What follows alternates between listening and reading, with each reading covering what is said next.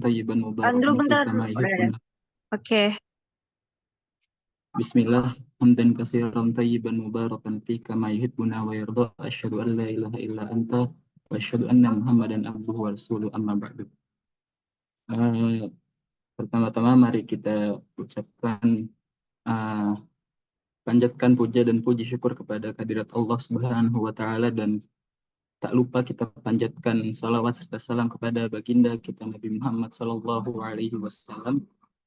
Lalu saya berterima kasih kepada dosen pengampu mata kuliah filsafat Ustadz Hambali atas kesempatannya bagi kami untuk mempresentasikan materi yang akan kami sampaikan, yaitu tentang konsep dan teori filsafat, manfaat dan kegunaan filsafat ilmu dalam pendidikan. Nah, tentunya saya tidak sendiri.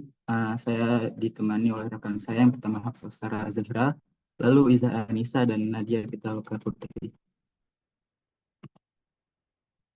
Nah, dalam pembahasan materi kali ini terdapat 3 pokok materi, yaitu pertama, pengertian dan konsep filsafat, lalu yang kedua, dasar-dasar ilmu filsafat dalam pendidikan tentunya, lalu yang ketiga, manfaat dan kegunaan filsafat ilmu terhadap pendidikan. Ya, materi yang pertama akan dibacakan oleh rekan saya persilahkan. Ya, terima kasih Andrew. Selanjutnya ada sejarah perkembangan filsafat. Filsafat dikembangkan oleh bangsa Yunani. Faktor-faktornya itu ada satu, perubahan masyarakat Yunani abad ke-6, yakni dari masyarakat agraris menjadi masyarakat sektor perdagangan internasional. Munculnya kota mandiri atau Athena. Yang kedua itu kondisi tersebut mendukung perkembangan rasionalitas yang baru untuk berpikir lebih baik guna mencari jawaban atas berbagai masalah. Yang ketiga, berkembangnya bentuk kenegaraan demokratis sehingga bisa berpikir lebih bebas dalam menganalisis. Next.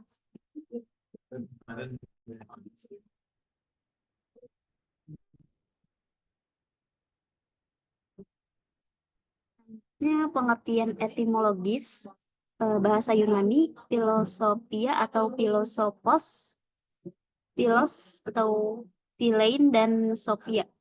Philos itu cinta atau love, sophia atau sopos, pengetahuan, kebenaran, hikmat atau kebijaksanaan. Dalam bahasa Arab, filsaf, filsafah atau filsafat. Selanjutnya, next.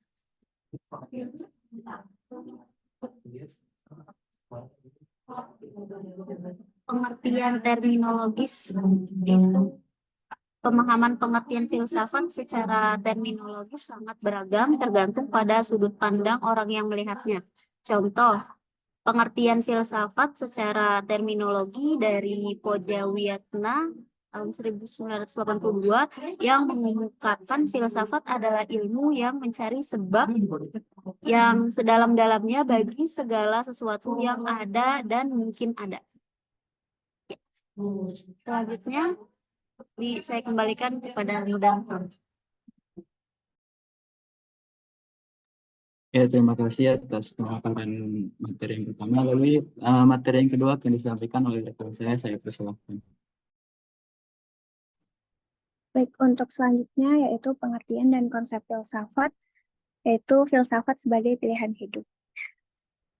Di mana seorang yang acap atau bijaksana harus memiliki anutan atas suatu filsafat, itu menurut Woodhouse pada tahun 2000. Filsafat itu merupakan hasil pemikiran kritis tentang masa kini, masa lalu, dan juga masa depan. Hal ini berarti bahwa ia harus memiliki suatu pandangan, seperangkat pedoman hidup, atau nilai-nilai yang meresapinya dalam kehidupan bermasyarakat dan bernegara guna mewujudkan tujuan hidup yang ideal. Contohnya yaitu yang pertama, Pancasila merupakan refleksi kritis dari para pendiri bangsa terhadap kondisi Indonesia serta berpengaruh gagasan global. Yang kedua, dalam Hindu, Upanishad membahas ketuhanan atau Brahman dan melahirkan filsafat yaitu Tathawasi yang berarti persaudaraan universal serta ahimsa atau tidak menyakiti. Yang ketiga, ajaran Syekh Siti Jenar juga mempengaruhi filosofi Jawa melalui konsep manunggaling kaula lan gusti. Selanjutnya, untuk selanjutnya yaitu pengertian dan konsep filsafat, yaitu filsafat sebagai ilmu. Filsafat sebagai ilmu memiliki beberapa persyaratan, antara lain dasar ontologis, epistemologis, dan aksiologis. Yang pertama, ontologis, yaitu apa yang ingin diketahui. Kemudian yang kedua, epistemologi, yaitu bagaimana cara memperoleh pengetahuan. Dan yang ketiga, aksiologis, yaitu untuk apa kegunaan dari ilmu pengetahuan bagi kehidupan untuk manusia. Next.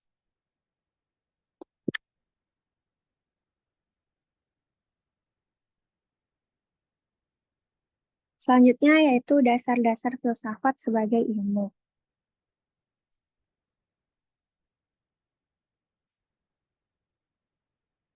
Next.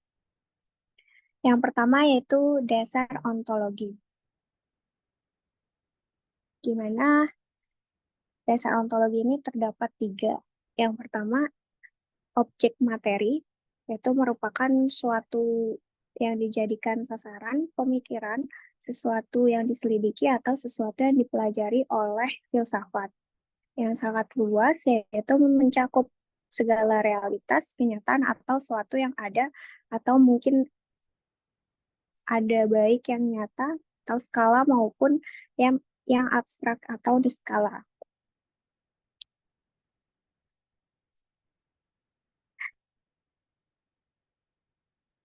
Yang kedua, yaitu objek normal filsafat. Objek normal filsafat yaitu segi khusus, aspek, tema, perspektif, atau prinsip-prinsip yang digunakan dalam mengkaji objek materi. Nah, objek formal merupakan cara memandang, cara meninjau yang dilakukan oleh seorang peneliti terhadap objek materialnya beserta prinsip-prinsip yang digunakannya. Jadi, objek formal filsafat ini merupakan segi khusus dari aspek, tema, perspektif, atau prinsip-prinsip yang digunakan dalam mengkaji suatu objek materi. Kemudian yang ketiga yaitu persamaan dan perbedaan antara filsafat dengan ilmu. Filsafat dengan ilmu mempunyai objek material yang sama, namun yang membedakan yaitu objek formalnya.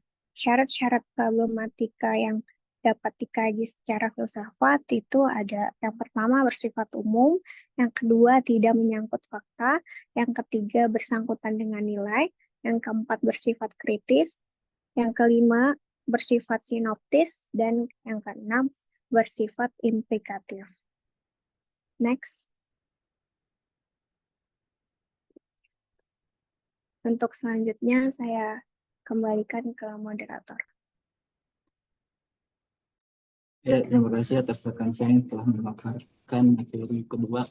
Nah, dan ketiga. Nah, yang selanjutnya akan disampaikan oleh rekan penduduk saya, yaitu Iza Nisa. Ya, baik, terima kasih atas kesempatannya. Izin melanjutkan mengenai dasar epistemologi sebagai bagian dari filsafat ilmu. Untuk dasar epistemologi sendiri, ini mencakup antara metode yang digunakan untuk pedoman mengkaji ilmu. Tujuan berfilsafat sendiri adalah mencari the first cause and the last causes. Maka dari itu, filsafat mengenal beberapa metodenya, yaitu yang pertama, metode kritis reflektif, yakni cara memahami suatu objek filsafat secara mendalam dan mendasar.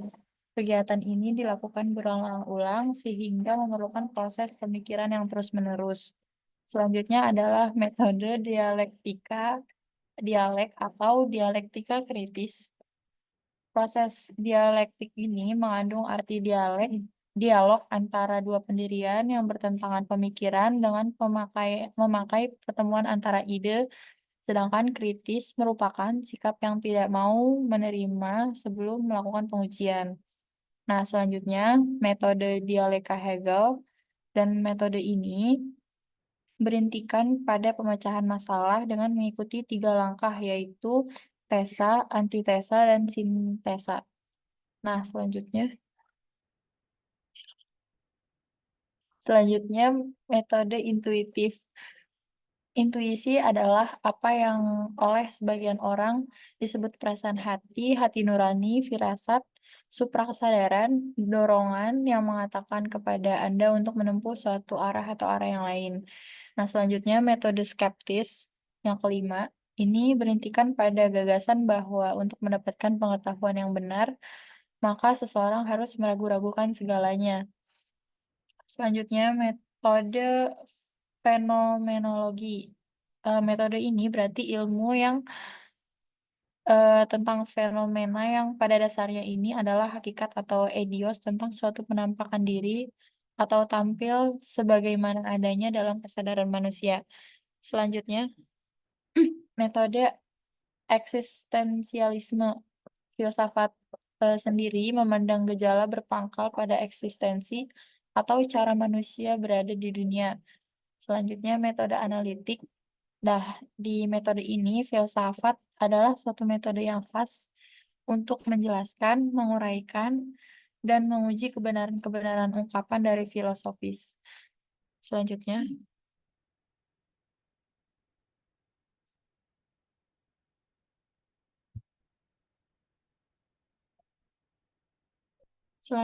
ada dasar aksiologis. Dasar aksiologis sendiri mengungkap mengenai tentang apakah kegunaan dari ilmu bagi kita. Nah, adapun dasar-dasar pemikiran filsafatnya antara lain, yang pertama, makna kata filsafat yang menyiratkan bahwa berfilsafat memberikan peluang untuk menjadi lebih bijaksana dan berwawasan luas dalam melihat dan memecahkan permasalahan.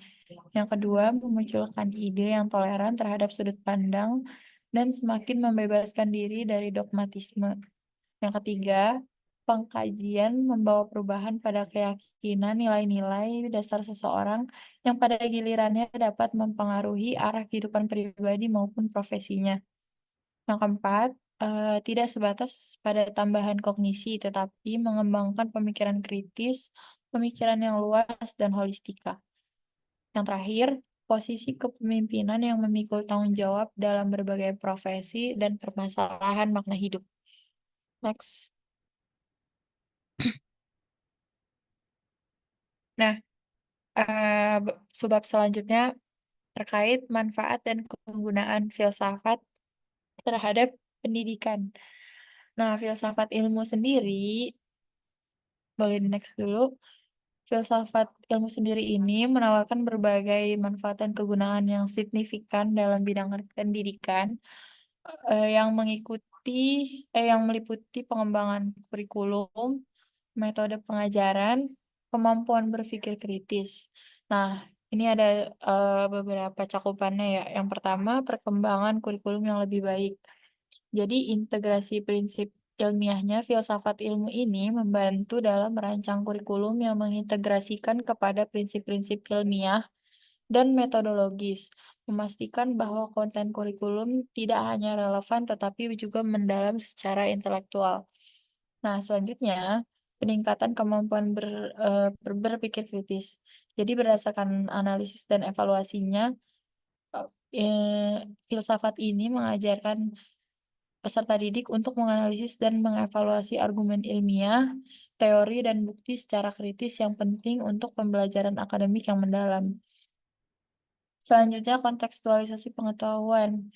Hubungan antara nilai dengan etika, yaitu membantu peserta didik memahami bagaimana nilai-nilai etika dan sosial yang dapat mempengaruhi pengembangan dan aplikasi ilmu pengetahuan, dan mengajarkan pentingnya mengenai pertimbangan etis dalam penelitian dan aplikasi ilmiah. Selanjutnya adalah peningkatan metode pengajaran.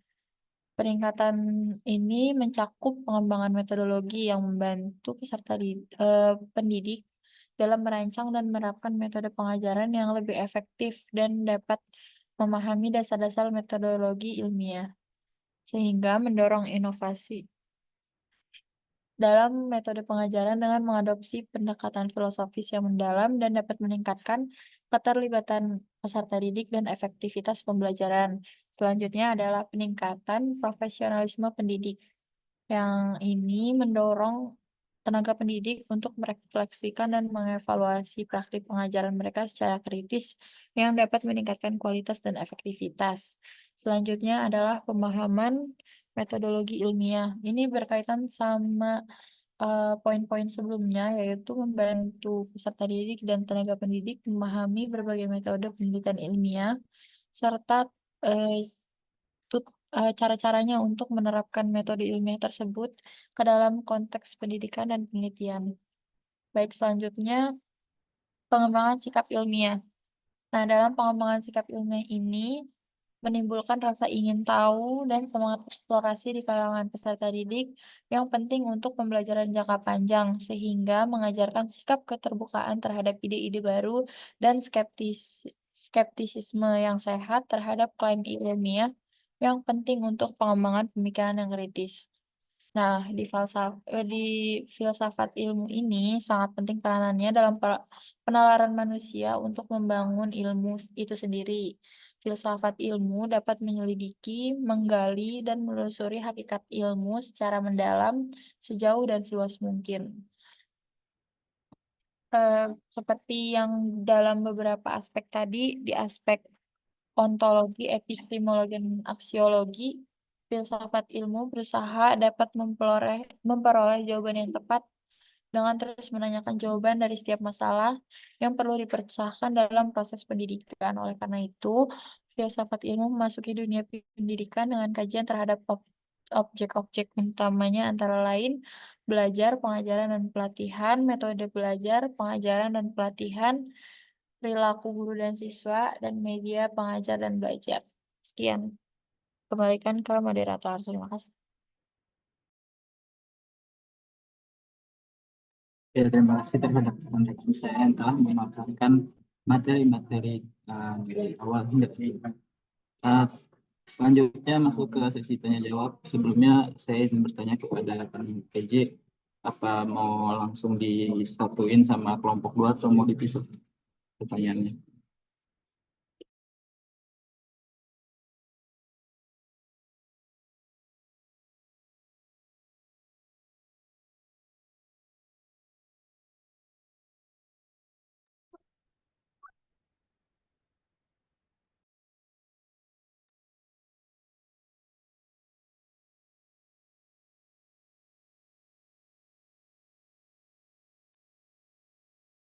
Ya, mungkin tidak ada jawaban dari PJ, ya sudah, saya buka sesi tanya jawab untuk 3 penanya. Silahkan.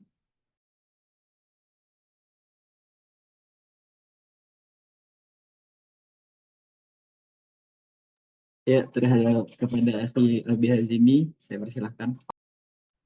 Oke, terima kasih Andrew Putra Bahri dan teman-teman yang sudah menyajikan materi tentang pengertian, konsep, dasar, dan lain-lain tentang filsafat ini. Tadi di dalam dasar filsafat itu, di dasar ontologi ya, ada pembahasan tentang realitas dalam objek materinya. Nah, pertanyaannya, dalam konteks ontologi tersebut, apakah realitas bersifat objektif terlepas dari persepsi manusia, ataukah keberadaan suatu objek sepenuhnya tergantung pada pengamatnya? Gitu. Paham nggak pertanyaannya? Paham, insya Allah. Oke, terima kasih Andrew Butabahri. Terima kasih atas pertanyaannya, Saudara Rabi Hazimi. Lalu yang selanjutnya, apakah ada pertanyaan?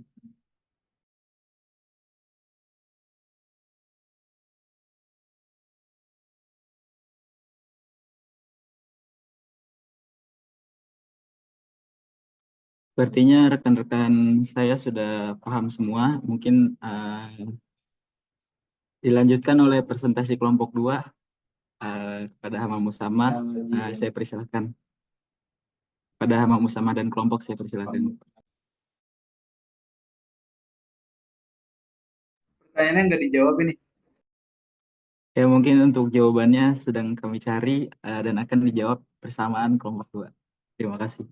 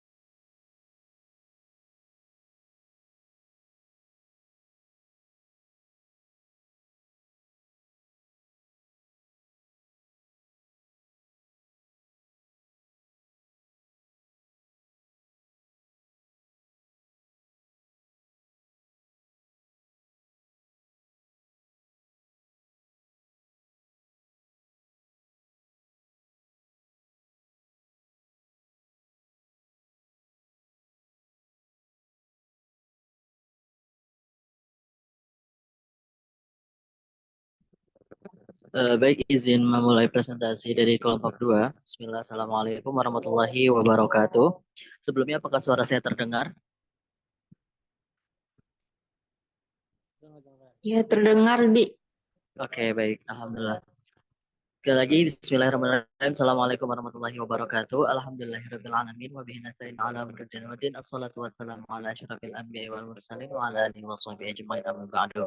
Senang sekali saya Imarul Hamdi pada siang hari ini dapat membersamai teman-teman di mata kuliah Filsafat Ilmu. Untuk itu, mohon izin kami dari kelompok 2 akan membawakan materi tentang cabang-cabang ilmu filsafat. Adapun anggota dari kelompok 2, boleh di next. Kami yang beranggotakan saya Imanul Alhamdulillah selaku moderator dan presentator terakhir. Kemudian ada Diana Susilawati. Kemudian ada juga Alia Putri. Kemudian ada juga Hamam Usama Al-Maududi. Boleh di next lagi.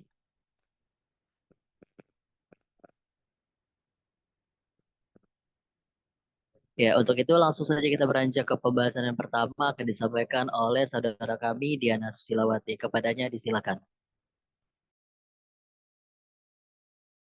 Baik, terima kasih kepada Hamdi atas kesempatannya. Apakah suara saya terdengar? Terdengar Diana. Baik. Yang pertama ada pengertian dari filsafat ilmu. Filsafat ilmu merupakan bagian dari epistemologi atau filsafat pengetahuan yang secara spesifik mengkaji hakikat ilmu pengetahuan atau pengetahuan ilmiah. Filsafat ilmu ini merupakan cabang pengetahuan yang mempunyai ciri-ciri tertentu.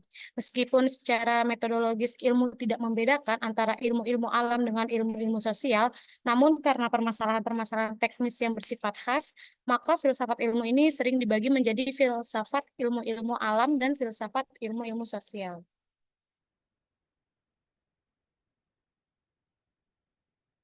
Ya. Selanjutnya di sini ada cabang-cabang umum filsafat. Yang pertama ini ada metafisika. Metafisika adalah cabang filsafat yang mempelajari hakikat realitas dan keberadaan. Menurut Aristoteles dalam bukunya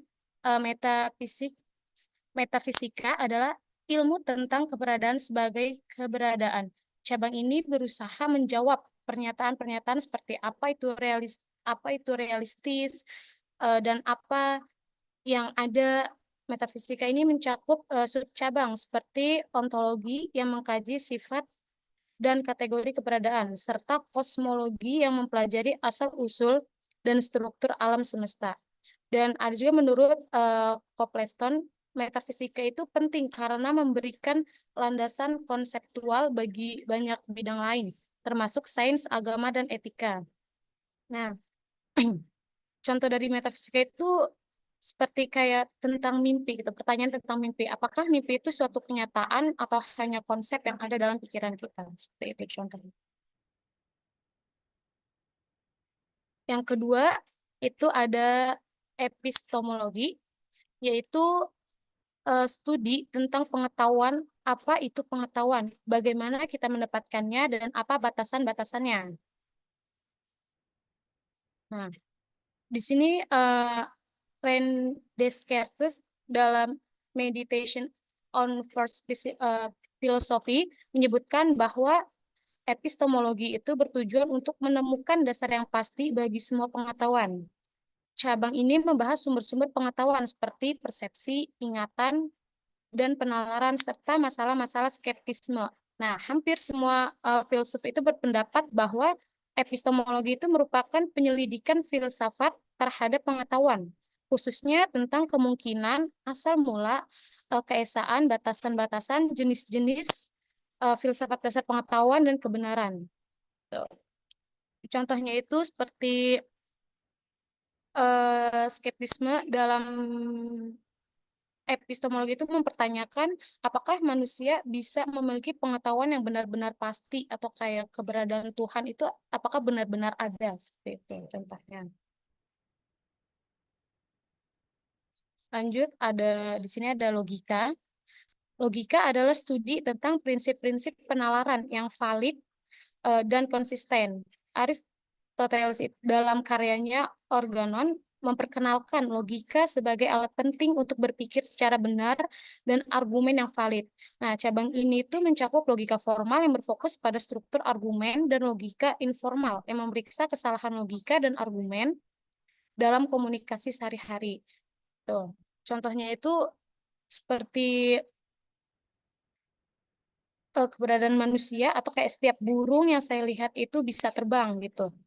Nah, berarti kan kesimpulannya semua burung itu memang bisa terbang. Cuman yang kita ketahui kan ada beberapa burung yang nggak bisa terbang seperti penguin. Tuh. Baik, saya kembalikan kepada moderator. memaparkan apa itu filsafat, berikut juga dengan cabang-cabang ilmu filsafat ya. Tadi teman-teman ada metafisika, ada epistemologi, ada logika, di mana masing-masing dari cabang ilmu filsafat tersebut itu memiliki karakter tersendiri, bagaimana kita mengkaji hakikat realitas dan keberadaan sesuatu, kemudian juga tentang membahas tentang persepsi, ingatan, dan juga penalaran yang valid. Untuk itu kita akan beranjak ke presentator yang kedua, ada Alia Putri, kepadanya kami silakan. Ya baik, terima kasih moderator. Cabang-cabang umum filsafat selanjutnya itu ada etika. Etika membahas nilai-nilai moral dan prinsip-prinsip yang menentukan tindakan yang benar atau salah. Immanuel Kant dalam bukunya Groundwork of the Metaphysics of Morals menjelaskan bahwa etika harus didasari pada prinsip universal yang dapat diterima oleh semua manusia sebagai makhluk rasional. Etika memiliki beberapa subcabang, termasuk etika normatif, matematika, dan etika terapan. Etika normatif mempertimbangkan apa yang harus kita lakukan. Metaetika mengeksplorasi tentang sifat, status, dan makna konsep moral, sementara etika terapan itu berfokus pada penerapan prinsip-prinsip etika dalam konteks tertentu, seperti etika politik, etika bisnis, etika dalam bersosial, dan lain sebagainya. Boleh selanjutnya.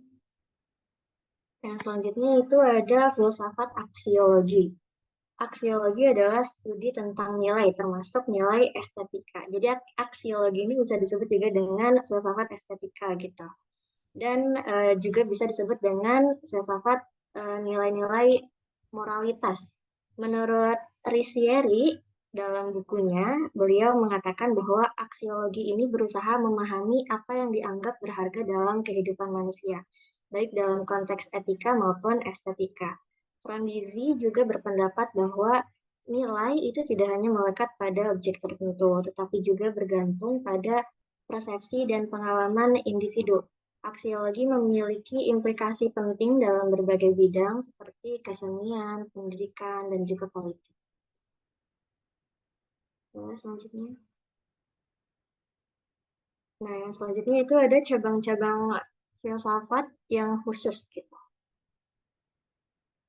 Yang pertama itu ada filsafat pendidikan. Filsafat pendidikan ini mempelajari tentang tujuan, nilai, dan proses pendidikan. John Dewey dalam bukunya Democracy and Education menyatakan bahwa filsafat pendidikan adalah teori umum tentang pendidikan yang melibatkan tujuan-tujuan dan sarana-sarana pendidikan. Filsafat pendidikan ini menekankan pentingnya pengalaman, proses pembelajaran yang aktif, dan pengembangan kemampuan berpikir kritis. Selanjutnya itu ada filsafat hukum. Filsafat hukum mengkaji dasar-dasar hukum, prinsip-prinsip keadilan, dan hubungan antara hukum dan moralitas. Menurut Hart, dalam konsep of law dalam bukunya, beliau mengatakan bahwa filsafat hukum ini bertujuan untuk menjelaskan konsep hukum, struktur sistem hukum, dan bagaimana hukum seharusnya ditegakkan.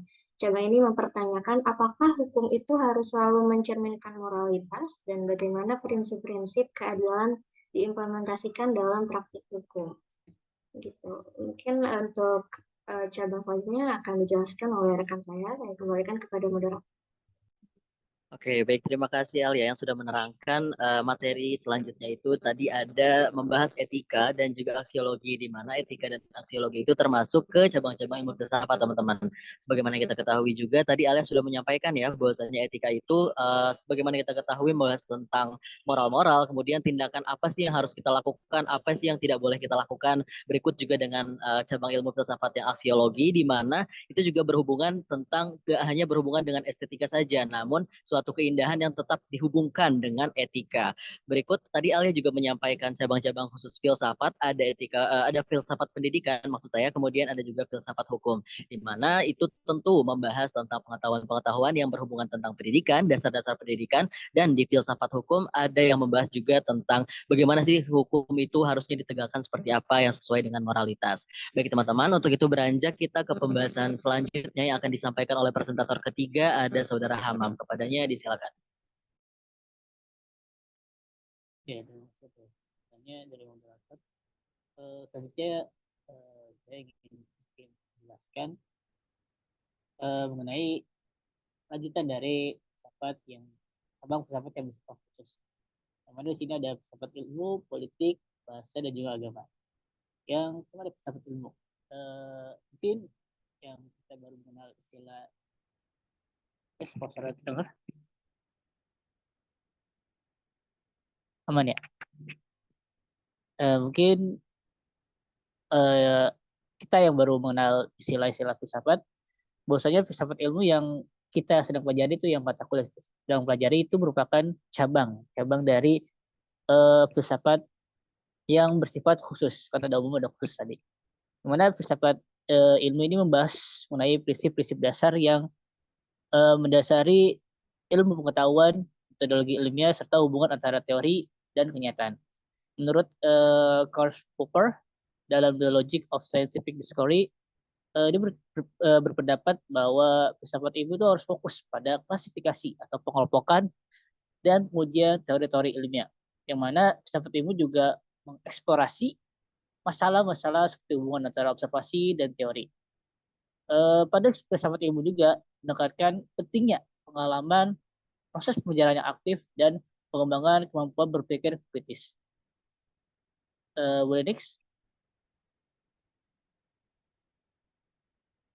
Selanjutnya ada filsafat politik yang mana filsafat politik ini membahas atau mengkaji konsep-konsep yang intinya itu membahas tentang kekuasaan, hak asasi, keadilan sosial, dan pemerintahan yang daripada teman-teman sudah ketahui ya, politik itu membahas tentang apa aja.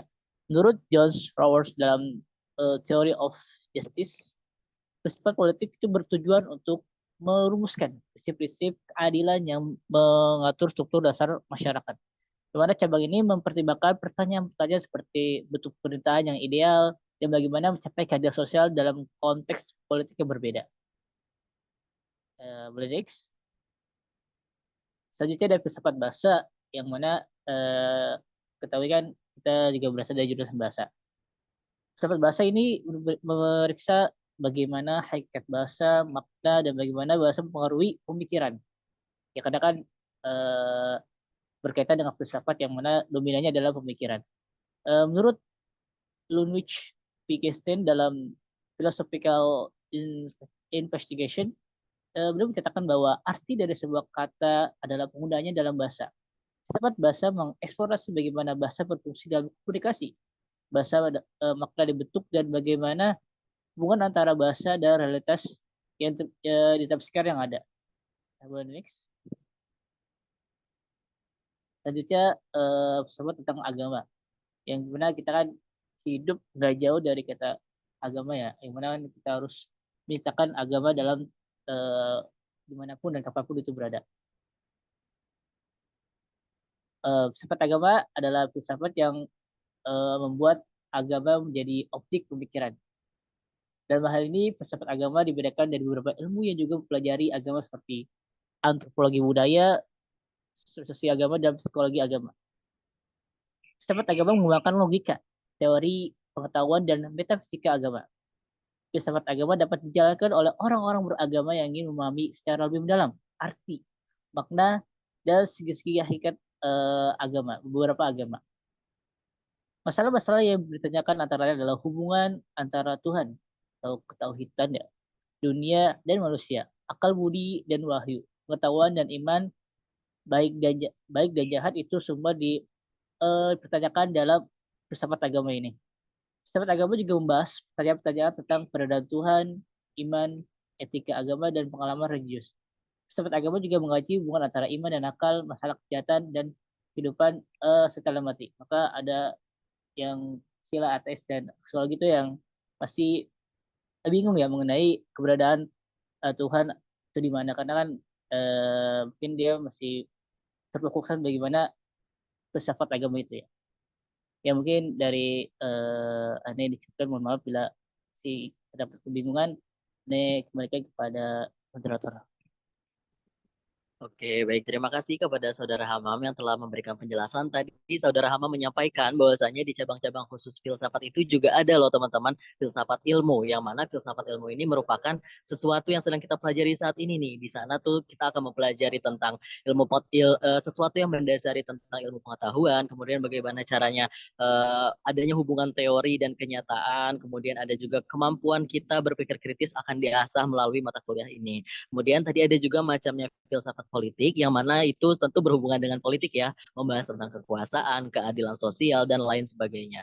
Kemudian ada filsafat bahasa, secara simpelnya mungkin sama yang sudah kita bahas di semester-semester sebelumnya ya teman-teman, ada kita membahas tentang mata kuliah ilmu lughah mungkin ya, jadi filsafat bahasa itu terdapat di dalamnya bagaimana sih hakikat makna bahasa, kemudian juga bagaimana sih bahasa itu mempengaruhi dari proses pembentukan katanya, dan hingga seterusnya. Kemudian yang terakhir ada filsafat agama. Nah, uniknya di sini yang kami tangkap bahwasanya filsafat agama itu di dalamnya terdapat berbagai macam cabang-cabang ilmu filsafat lainnya, teman-teman. Tadi sudah disampaikan juga sama Hamam, kalau bahwasanya filsafat agama ini itu berhubungan juga di sana ada terdapat pembahasan tentang metafisikanya, pembahasan tentang logikanya, etikanya, dan banyak yang bisa dihubungkan kepada filsafat agama tersebut. Oke, boleh di next. Nah, di sini mohon izin saya akan menyampaikan urgensi ya teman-teman, gimana sih sebenarnya pentingnya memahami cabang-cabang filsafat bagi pengembangan ilmu pengetahuan dan kehidupan sehari-hari. Kenapa sih itu penting gitu? Boleh di next.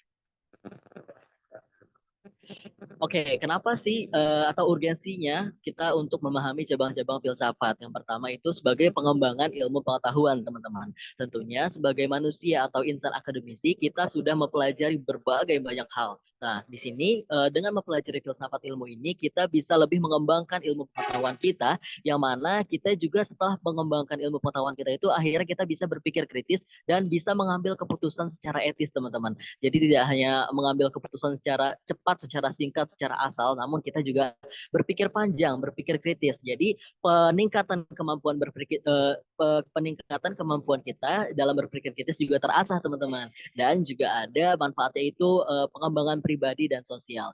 Dengan mempelajari filsafat ilmu ini, banyak sekali hal yang dapat kita asah dalam diri kita, baik itu cara berpikir kritis, kemudian cara diri kita pribadi dalam bersosial, dan juga bisa mengembangkan apa yang ada di dalam diri kita. Boleh di next lagi. Oke, untuk itu terima kasih kepada rekan-rekan kelompok 2 yang telah bersama-sama kita paparkan ya teman-teman hasil diskusi kita tentang cabang-cabang ilmu filsafat, baik secara umum maupun khusus. Untuk itu, sebagaimana tadi disampaikan oleh kelompok 1, jika ada teman-teman yang ingin bertanya terkait materi kami dari kelompok 2, disilakan. Nanti dijawab terlebih dahulu yang pertanyaan Albi oleh kelompok 1, nanti baru pertanyaan teman-teman yang akan bertanya oleh terhadap kelompok 2 baru kami jawab. Jadi disilakan kepada teman-teman yang ingin bertanya mengenai materi pembahasan dari kelompok 2, silakan raise hand atau boleh langsung on mic. Oke, ada saudara Albi Hazimi lagi nih di sini. Oke, seru banget ya kayaknya saudara Albi Hazimi ini sangat aktif ya teman-teman, interaktif. Oke, ada juga di sini Rizka Putra Altori. Kita silakan dulu ya kepada saudara Albi Hazimi. Boleh on mic? Oke, terima kasih Imadul, alhamdulillah. Izin bertanya ya, sebelumnya di penjelasan tadi itu adanya penjelasan tentang epistemologi, yang dimana epistemologi ini membahas tentang bagaimana manusia memperoleh pengetahuan. Terus juga sama-sama kita ketahui ya bahwasanya pengetahuan yang didapati oleh manusia biasanya didapat oleh indrawi, baik indera 5 indera yang ada ataupun lebih lah. Nah, pertanyaannya, kira-kira apakah atau ada batasan utama dari pengetahuan yang diperoleh melalui pengalaman indera, dan bagaimana epistemologi dapat menjelaskan fenomena yang tidak dapat diobservasi secara langsung? Contoh fenomena yang tidak dapat diobservasi secara langsung itu, contohnya pikiran manusia gitu. Kita bisa bagaimana caranya dapat mengetahui pikiran manusia selain daripada indrawinya gitu, paham nggak maksudnya? Menebak pemikiran orang secara psikolog mungkin seperti itu. Ya, seperti itu. Itu pertanyaannya ada 2 sih, batasan utama dari pengetahuan yang diperoleh melalui pengalaman indrawi, serta bagaimana epistemologi dapat menjelaskan fenomena yang tidak dapat diobservasi secara langsung. Contohnya seperti tadi, mungkin seperti itu. Alhamdulillah. Oke, baik. Terima kasih Saudara Albi Hazimi. Sangat menarik ya teman-teman pertanyaannya. Jadi penasaran sih gimana sih caranya psikolog tuh bisa tahu gitu loh secara epistemologinya kita sangkut pautkan ya nanti dengan psikolog bagaimana cara mereka bisa menebak atau menebak pikiran orang gitu ya. Oke, tadi juga ada bertanya apa sih apakah ada batasan pengetahuan secara indrawi itu kira-kira cuma sampai mana sih kalau kita cuma menggunakan indrawi kita gitu ya. Oke, selanjutnya kita beranjak dulu nih ke pertanyaan berikutnya dari Saudara Rizka Putra Torik. Pertanyaan disilakan, Torik. Oke. Bismillah, izin bertanya. Nah, tadi mengenai filsafat etika, itu kan dijelaskan dibagi dua ya, filsafat etika itu. Nah, boleh minta dijelaskan nggak contohnya secara spesifik yang benar-benar terjadi di lingkungan sekitar kita? Contoh dari filsafat etika yang tadi telah dijelaskan masing-masing dua itu. Mudah izinkan, Ya. yang penting ada komunikasi. Terima kasih. Oke, jadi saya ulang ya. Torek ini izin bertanya, beliau bertanya kalau misalkan tadi ternyata di filsafat etika itu terdapat pembagiannya menjadi dua dan beliau meminta contohnya yang lebih jelas lagi dari kedua contoh tersebut. Oke, terima kasih sekali lagi kami ucapkan kepada Saudara Albi Hazimi dan Rizka Putra Torik atas pertanyaannya. Untuk itu kami silakan terlebih dahulu mohon izin kami dari kelompok kedua untuk berdiskusi. Selebihnya mungkin boleh kepada Saudara Andrew untuk dijawab tadi pertanyaan untuk kelompok satunya. Terima kasih. Ya, terima kasih kembali atas kesempatannya, Saudara Hamdi. Ya, izin menjawab pertanyaan dari Saudara Albi Hazimi, yaitu terkait dasar ontologi. Ya, di dalam ontologi itu ada dua pandangan utama mengenai realitas dan persepsi manusia. Nah, itu realitas objektif. Yaitu pandangan ini berpendapat bahwa realitas itu independen dari persepsi manusia.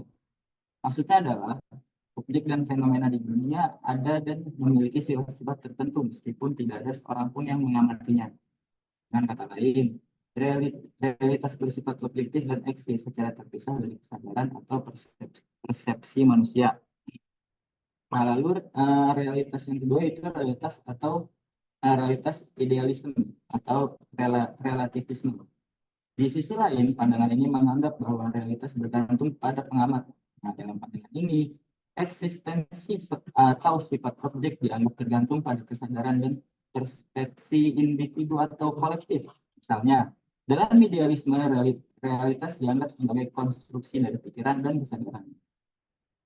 Nah, di dalam prakteknya, banyak filosofi menggabungkan elemen-elemen dari kedua pandangan tersebut atau mengembangkan posisi lain yang menekankan hubungan kompleks antara pengamat dan objek. Apakah pertanyaan sudah terjawab, Saudara Albi Hazimi? Baik terjawab, Andrew Butabahri. Oke, terima kasih atas pertanyaannya. Mungkin saya kembalikan ke kelompok dua untuk menjawab sesi tanya jawab. Oke, baik. Terima kasih Saudara Andrew sudah menjawab pertanyaan dari Albi Hazimi untuk kelompok satu. Nah, untuk itu dari kelompok dua, mohon izin kami masih berdiskusi terlebih dahulu, tapi untuk pertanyaan yang dari Saudara Torik akan dijawab oleh Saudara Alia.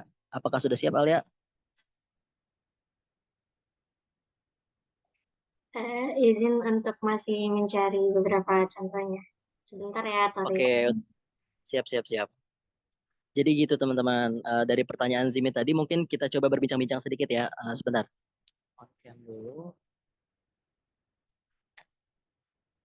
Oke, jadi tadi Zimi ini penasaran gimana kan apa sih batasan utama dari pengetahuan yang didapat oleh pengetahuan indrawi. Sekarang kita coba membayangkan aja nih sekarang teman-teman. Kalau dilihat dari mata kira-kira fungsinya untuk apa aja Zimi?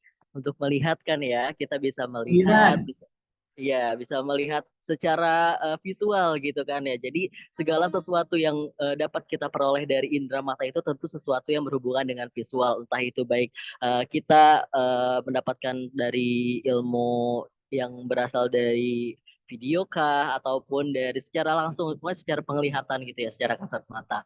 Kemudian dari indera pendengaran juga berhubungan tadi ya, bisa didapat juga dari pembelajaran langsung, dari pertemuan langsung ataupun dilihat dari video juga karena termasuk ke dalam audio dan visual juga. Kemudian dari indera penciuman, nah kita juga bisa menghafal kan bagaimana sih aroma-aroma yang tercium di sekitar kita gitu kan, itu bisa mendapat pengetahuan kita. Nah, tadi yang menariknya terkait tentang bagaimana sih si psikolog itu kenapa bisa menebak pemikiran kita.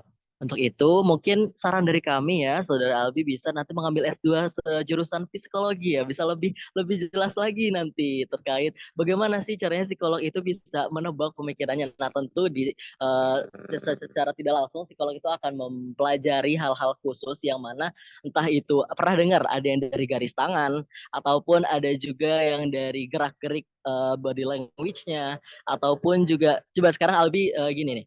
Misalkan Albi melihat Hamam, kira-kira apa yang ada di pikiran Albi? Apakah orangnya seperti apa gitu? Ganteng, idaman, I love you. Nah, Masya Allah gitu kan ya. Jadi secara visual tadi sudah bisa dihubungkan juga tentang bagaimana si psikolog itu bisa menebak pemikiran orang. Jadi dari penglihatannya, dari eh, apa namanya visualisasi diri yang ditampilkan itu bisa juga menuntun pemikiran kita, menuntun mindset kita bahwasanya orang itu seperti itu. Meskipun secara tidak langsung nanti nggak tahu benar atau enggak gitu kan ya. Kita melihat Hamam yang dulu saat gondrong mungkin kita melihat Hamam, aduh kayaknya orang ini serem deh gitu kan ya. Padahal secara tidak langsung itu nggak benar loh teman-teman. Hamam tuh orangnya baik, soft boy, soft skillnya ada, terus pinter gitu kan ya. Nah jadi bisa dibilang menebak-nebak juga ya, tapi ada pasti di psikolog itu ada dasarnya, Albi. Nah, untuk itu gimana Alia? Udah dapat belum nih jawaban untuk pertanyaan dari Torik?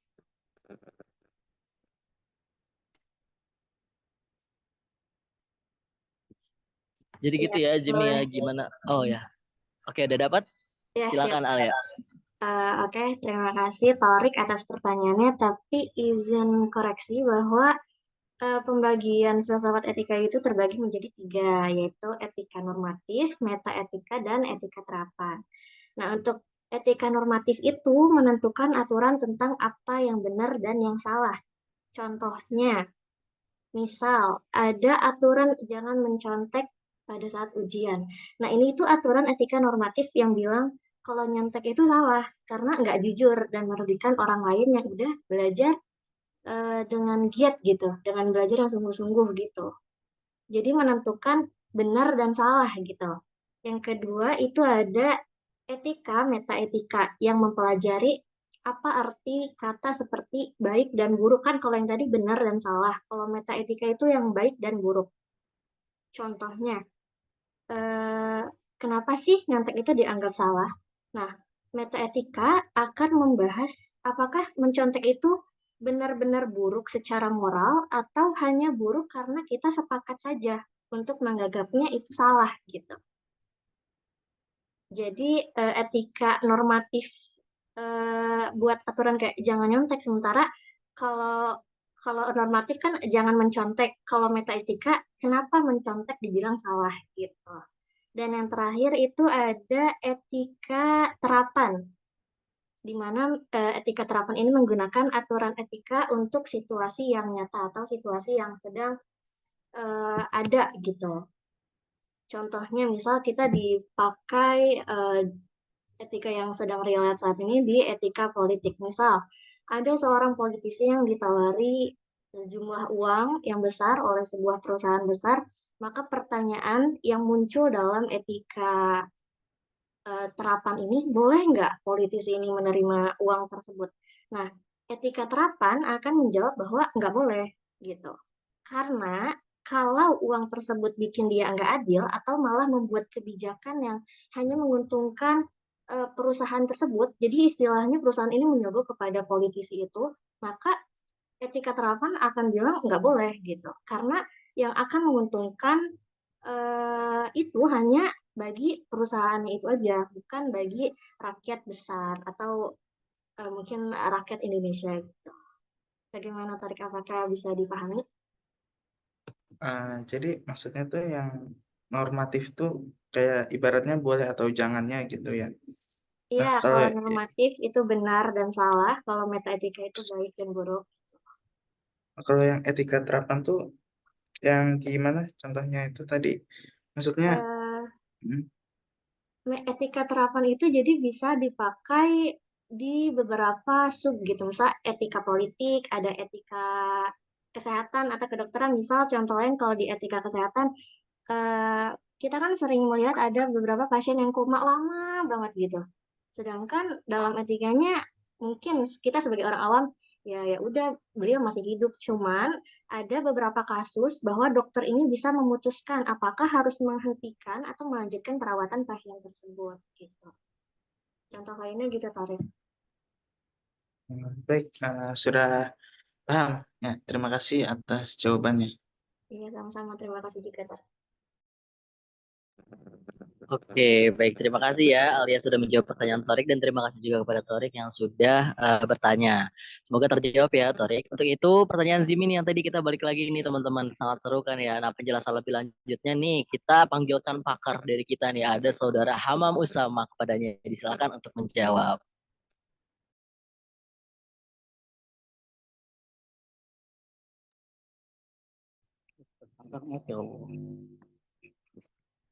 Ya mungkin saya jelaskan ya. Di sini mungkin saya ingin tarik kembali perkataan dari Saudara Hamdi mengenai pakar ya. Kalau sekalian ini belum paham mengenai apa itu filsafat, karena memang kan filsafat ini cakupannya sangat luas ya, sulit ya. Yang mana ada pribadi yang harus dijelaskan dengan bahasa-bahasa baik, ya begitu. Kita tadi saya langsung ke tanya saudara Albi mengenai ada dua pertanyaan yang mungkin ya. Apa batasan utama dari pengetahuan yang diperoleh melalui pengalaman indrawi dan bagaimana epistemologi dapat menjelaskan fenomena yang tidak dapat diobservasi secara langsung. Yang mengetahui kan epistemologi itu berkaitan dengan pengetahuan ya, yang pada dasarnya itu pengetahuan memiliki batasan atau tanpa adanya suatu yang membantu gitu mungkin pengetahuan tidak bisa kita dapatkan. Batas utama dari pengetahuan yang diperoleh melalui pengalaman indrawi adalah pengalaman yang seringkali terpengaruhi oleh subjektivitas atau ada keterbatasan alat indera dan interpretasi individu. Dimana indera yang kita miliki itu tidak selalu memberikan gambaran yang lengkap atau bahasa kasarnya ada memiliki kekurangan gitu loh. Gak selalunya sempurna. Yang mungkin misal eh, dalam dunia IPA ya, pengetahuan alam, kita mungkin tidak dapat melihat gelombang radio atau mengukur banyak aspek dari fenomena mikroskopis tanpa alat batu. Jadi kita ingin meneliti suatu penyakit atau bakteri yang ada yang terkecil apapun tanpa adanya alat bantu kita mungkin akan kesulitan. Nah itu mungkin batasan dari pengetahuan. Setiap pengetahuan pasti adanya batasan gitu. Seperti halnya kita ya, kita mungkin sehebat apapun kita pasti memiliki kekurangan. Nah, itu gambaran yang saya paham seperti itu. Dan mungkin contoh kayak fenomena yang tidak dapat diobservasi secara langsung, yang itu pikir manusia yang lain tidak diutarakan. Itu seperti contohnya kayak perasaan dan emosi, kita kan sebagai manusia akan kesulitan gitu ya bagaimana perasaan itu dapat eh, diungkapkan gitu kan mungkin ada yang bisa menjelaskan tentang perasaan itu seperti apa ada juga yang kesulitan maka saya menjelaskan itu karena mungkin susah diungkapkan berarti bersifat abstrak gitu ya kan emosi kayak emosi juga kalau misalnya eh, kayak susah juga jelasin ya emosi yang dijelaskan oleh manusia seperti apa atau emosi seperti emosi eh, bahagia atau lagi sedih itu kan kita kan kadang masih bingung gitu. Soalnya ada proses pemikiran yang mana kita tahu kan ini kan yang tidak dapat diobservasi itu bersifat abstrak yang mungkin tidak sembarang orang bisa menjelaskan. Yang ada proses pemikiran kita kan tidak tahu pemikiran setiap orang itu beda-beda. Lalu ada motivasi dan niat yang mana motivasi setiap orang juga pasti beda-beda ya. dan niat. Niat kan juga tergantung dari orang itu. Mungkin kita bisa melihat orang itu bersikap baik atau gimana, namun justru niatnya berbanding ya, karena niat kan gak ada yang tahu kecuali Allah dan orang itu. Maka bisa dikatakan bahwa motivasi dan niat itu tidak bisa dijelaskan atau observasi secara langsung. Lalu ada kepentingan dan preferensi sama seperti motivasi dan niat. Kepentingan juga bersifat abstrak, absurd gitu ya, yang mungkin kita tidak bisa menjudge bahwa kepentingan orang itu ke A, padahal nyatanya mungkin kepentingan orang itu ke B atau ke C atau ke D gitu. Lalu ada keyakinan dan pandangan. Eh, Keyakinan atau pandangan juga sama sepertinya yang lain itu memiliki eh, pandangannya masing-masing gitu ya. Nggak bisa orang harus satu tujuan atau satu pendapat dengan si A, karena kan mungkin dia punya pandangan atau keyakinan masing-masing. Mungkin itu yang bisa saya sampaikan. Apabila ada banyak kayak kebingungan gitu ya yang dijelaskan oleh saya, mohon dimaafkan. Apakah dari saudara Abi sudah menjawab dari ini semua? Apakah sudah terjawab? Terjawab Hamam. Tapi ada indera keenam yang sama-sama kita apa bahasa gaul-gaul. Indera keenam itu maksudnya apa tuh? Itu sepertinya ada pakar tersendiri teman ya. Biasanya kan indera keenam berbau mistis ya. Itu mungkin saudari Torik bisa menjawab tuh gimana saudara Torik? Bercanda. Untuk indera keenam sebenarnya saya pribadi juga kurang paham. Dia masuknya ke dalam pemikiran seperti apa ya, filsafat seperti apa. Mungkin saudara Hamdi paham mengenai indera keenam.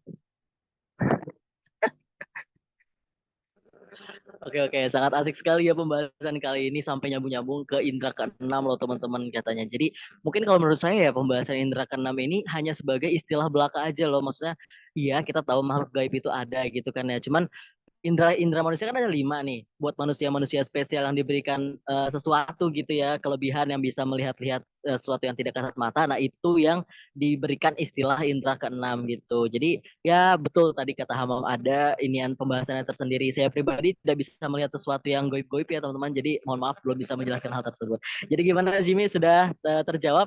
Cukup. Terima kasih banyak Hamam Musama Al-Maududi, Imadul Alhamdulillah dan teman-teman. Oke, siap. Terima kasih kembali kepada Saudara Albi Hazimi dan Saudara Putra Atorik, Rizka Putra Atorik yang telah memberikan pertanyaannya. Untuk itu, mohon izin kami dari kelompok 2 saya moderator mohon izin menyampaikan beberapa kesimpulan yang mana tadi kita sudah membahas teman-teman cabang-cabang ilmu filsafat yang umumnya ada metafisika, epistemologi, logika, etika, dan aksiologi. Kemudian secara khususnya itu ternyata filsafat pendidikan juga termasuk, ada filsafat hukum dan filsafat ilmu yang sedang kita pelajari saat ini. Kemudian ada juga pembahasan tentang filsafat politik, filsafat bahasa, atau bisa kita lebih ininya ke ilmu lughah juga masuk tuh. Kemudian ada yang terakhir ada filsafat agama.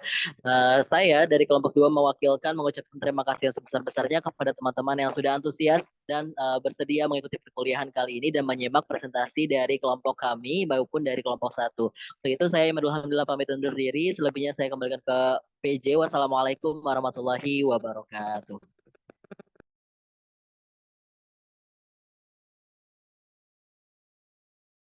Waalaikumsalam warahmatullahi wabarakatuh. Izin gantiin Amel ya. Terima kasih kepada teman-teman kelompok 1 dan kelompok 2 atas presentasi yang telah disampaikan dan teman-teman yang telah bertanya.